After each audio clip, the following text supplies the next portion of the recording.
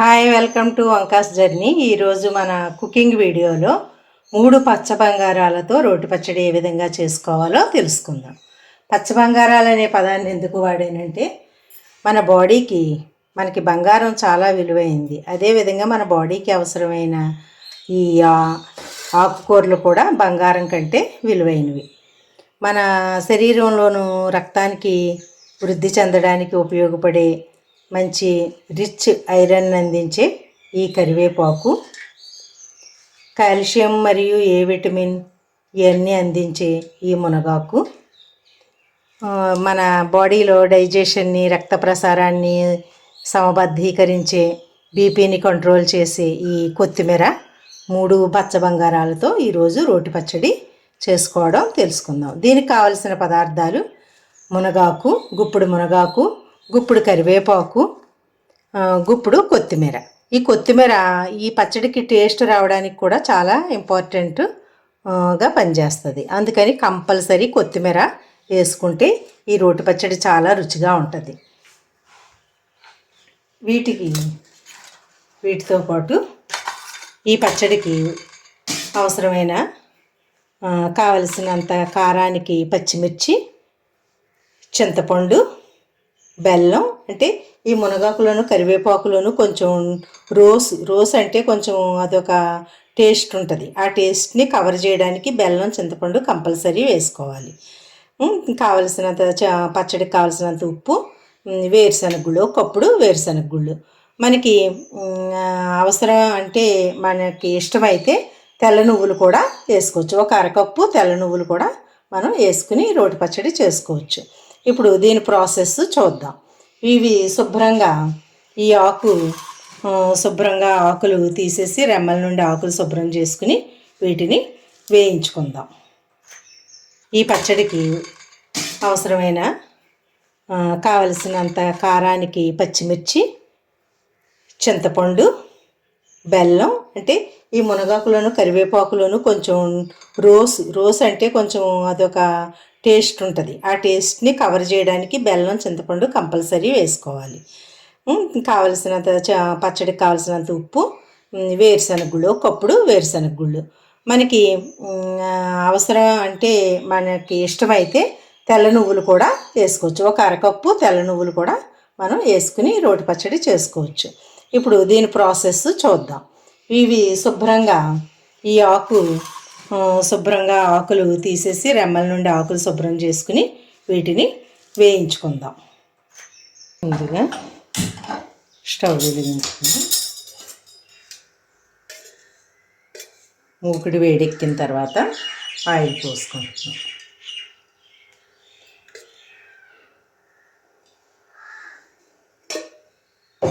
Oil పోసుకున్నాక అది వేడెక్కిన తర్వాత ఈ 3 రకాల ఆకులు కూడా వేయించుకుందాం. ఫస్ట్ కరివేపాకు వేయించుకుందాం, తర్వాత మునగాకు, తర్వాత కొత్తిమీర. ఈ కరివేపాకు సగం వేగిన తర్వాత మునగాకు వేసేయచ్చు. మునగాకు తర్వాత కొత్తిమీర. ఈ 3 కూడా లాస్ట్కి కలిపి వేయించేసుకోవచ్చు.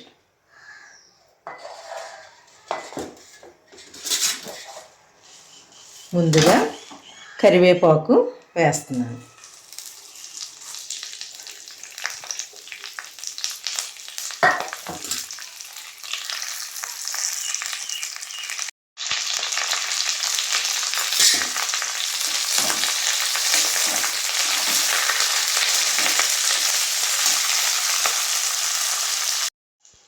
కరివేపాకు వేగింది. ఇలా వేగిన తర్వాత మళ్ళీ మునగాకు వేసేసుకుందాం. ఆకులు బాగా వేగాలి, అంటే మగ్గాలి, అంటే కొంచెం ఉడకాలన్నమాట. నూనెలో ఉడికితే టేస్ట్ పెరుగుతుంది. సరిగ్గా వేగకుండా చేసుకుంటే అది పచ్చిడిగా టేస్ట్ మంచిగా ఉండదు. అందుకని కొంచెం ఆయిల్ ఒక గిన్నెన్నర వేసుకుంటే బాగా మగ్గుతాయి. ఇది కూడా వేగిన తర్వాత కొత్తిమీర వేద్దాం. ఇది చూడండి, నూనెలో మగ్గేటప్పటికి ఎంత అయిందో. కరివేపాకు, మునగాకు కలిసింది. ఇది ఇప్పుడు కొత్తిమీరకి ఎంతోసేపు వేగటానికి టైం పట్టదు కాబట్టి లాస్ట్ని కొత్తిమీర వేసుకుంటాం.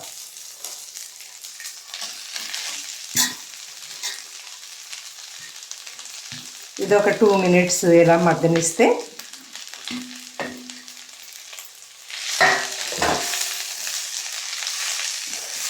ఇవి 3 మగ్గిన తర్వాత తీసేసి పచ్చిమిర్చి నూనెలో వేపుకుందాం. ఈ 3 కలిసి వేగుతున్నాయి. కొంచెం టైం పడుద్ది ఇది వేగడానికి. కొత్తిమీర కాడలు కూడా ఉన్నాయి కదా, ఇది కూడా ఆరోగ్యానికి మంచిదే అని కాడలు కూడా వేసేసాము.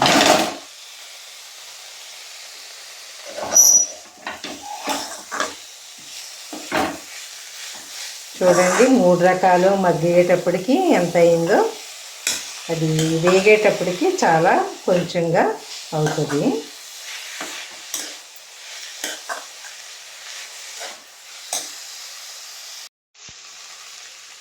ఇదిగా వేగిపోయింది. ఇది తీసేసి కొద్దిగా ఆయిల్ వేసి కొంచెం పచ్చిమిరకాయలు కూడా నూనెలో వేయించేస్తాను.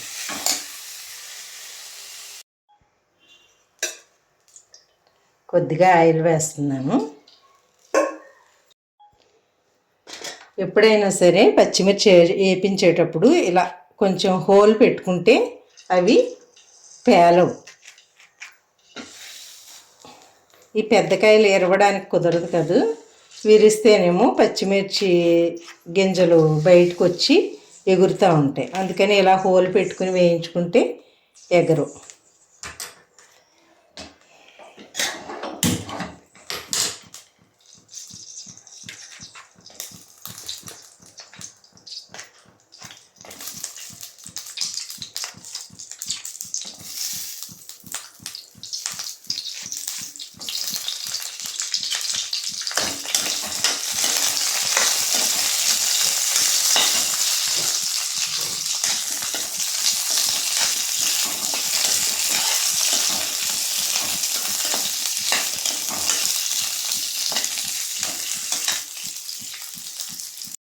చల్లారిపోయాయి. ఇప్పుడు మిక్సీ చేసుకుందాం.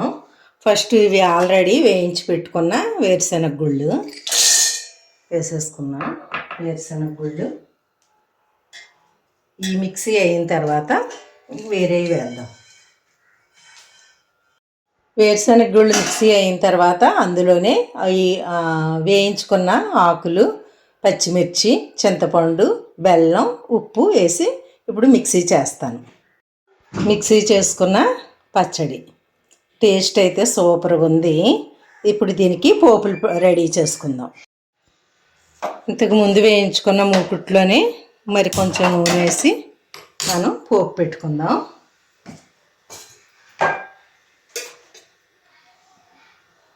అసలు చట్నీ అయితే ఇంకా సూపర్ టేస్ట్.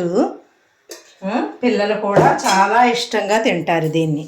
కొంచెం లైట్గా స్వీటు పులుపు వేసిన మూలంగా ఒక చెంచా నెయ్యి వేసుకుంటే పిల్లలు కూడా చాలా ఇష్టంగా తినే చట్నీ ఇది. వీక్లో 1 time అన్నా ఈ చట్నీ చేసుకుని తింటే ఇంకా ఆరోగ్యమే ఆరోగ్యం. ముందుగా మనం కొంచెం మినప్పప్పు వేసుకుంటున్నాం.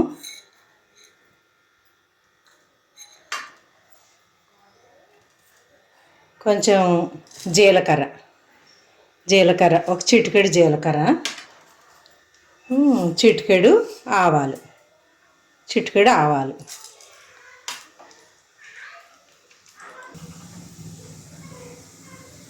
ఇవి వేగిన తర్వాత వెల్లుల్లి, ఎండుమిర్చి, కొంచెం కరివేపాకు.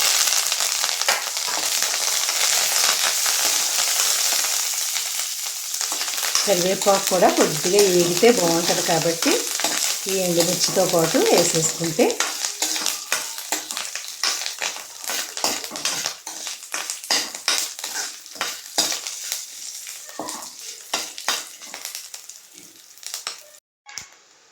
తాలింపు వేగిపోయింది.